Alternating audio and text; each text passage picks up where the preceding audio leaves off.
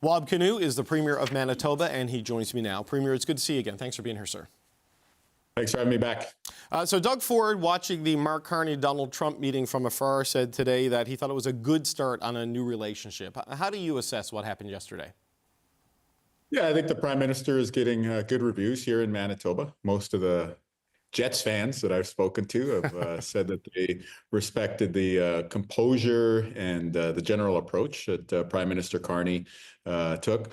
We all know that these tariffs, whether it's the tariffs from China that are in effect right now, the American tariffs on steel and auto, which, you know, we have a steel industry here in Manitoba, so we're very concerned about it, that these are serious, serious threats. And I'm a big believer in the saying, relate before you negotiate.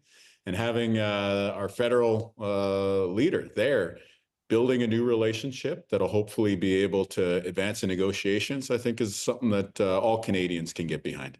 Right, so relate before you can negotiate. Did you get the sense that that interpersonal dynamic was a good one? Because you don't want to make too much of that, but with President Trump being such a transactional guy, it feels like it really matters in this particular relationship.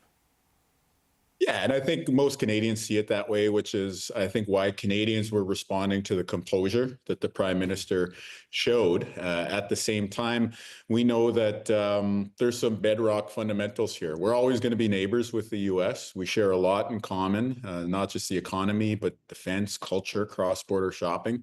So there's a lot of people who'd like to see the relationship get back to normal, if you will, even though the idea that we're never going to be the 51st state is something that we're all rock solid on. So us just having this opportunity to have a bit of a reset on the relationship side, and then hopefully start to see some progress in bringing the Trump administration back to a more realistic relationship that's sustainable over the long term.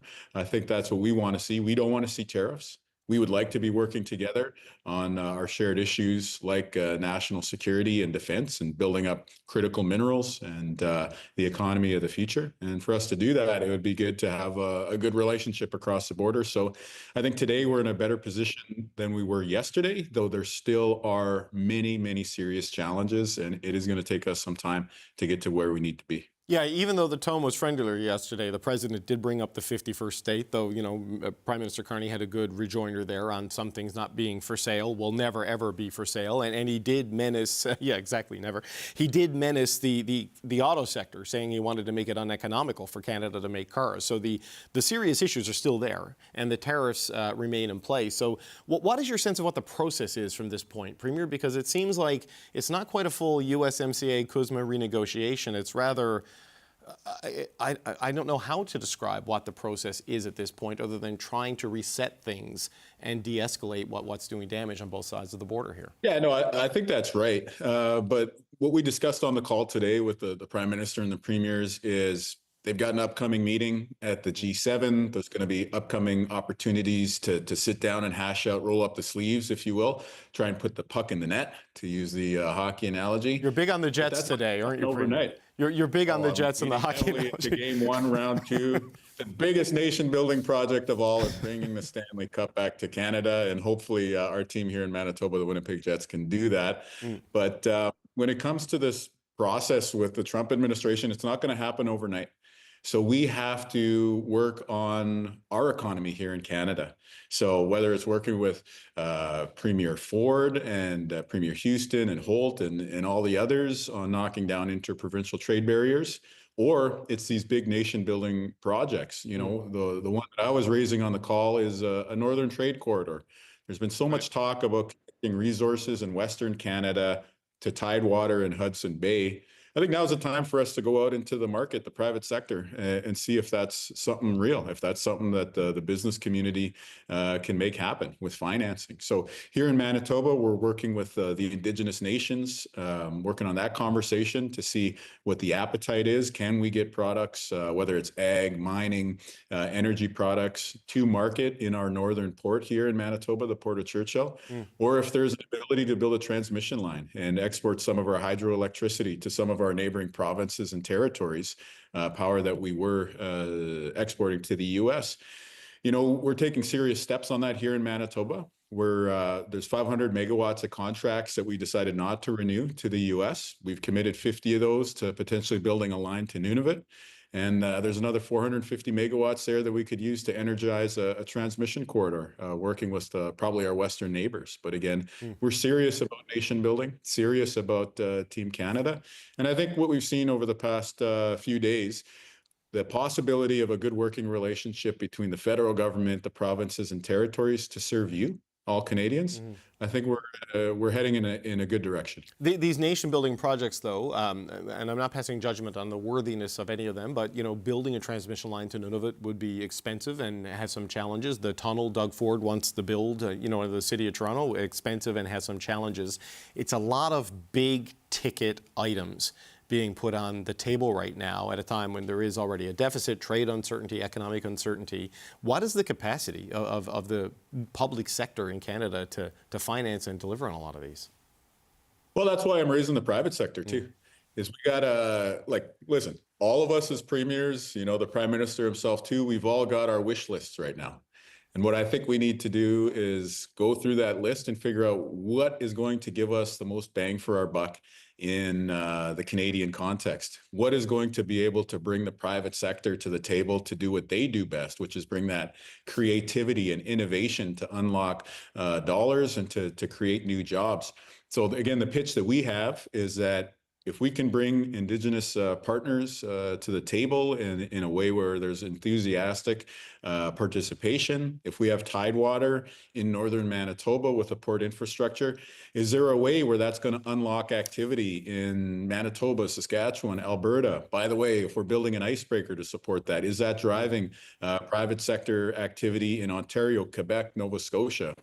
Does that allow us to light up a transmission line to Nunavut and then they bring mines online at the same time?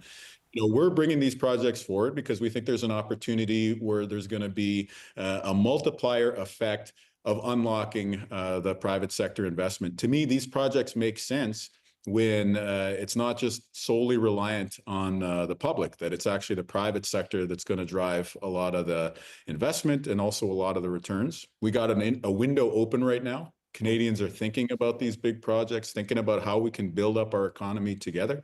And so we're just coming to the table with some of the ideas built on our resources, our geography in Western Canada, and what we're talking about with other nations as well, too, whether that's America, Asia, EU countries. And I think there's a real opportunity here. So I think hopefully Canadians are feeling more optimistic now than we have been for the first part of the year. Premier, I wonder, was there any discussion or what is your sense of what Premier Danielle Smith did this week when she announced that she is willing to have a separation referendum in Alberta if enough signatures are required, and she's put a list of demands on the table for the federal government, some of which involve collisions with provincial jurisdictions, right? The idea of guaranteed access to ports in other jurisdictions that she seems to want to do on a bilateral basis with the federal government.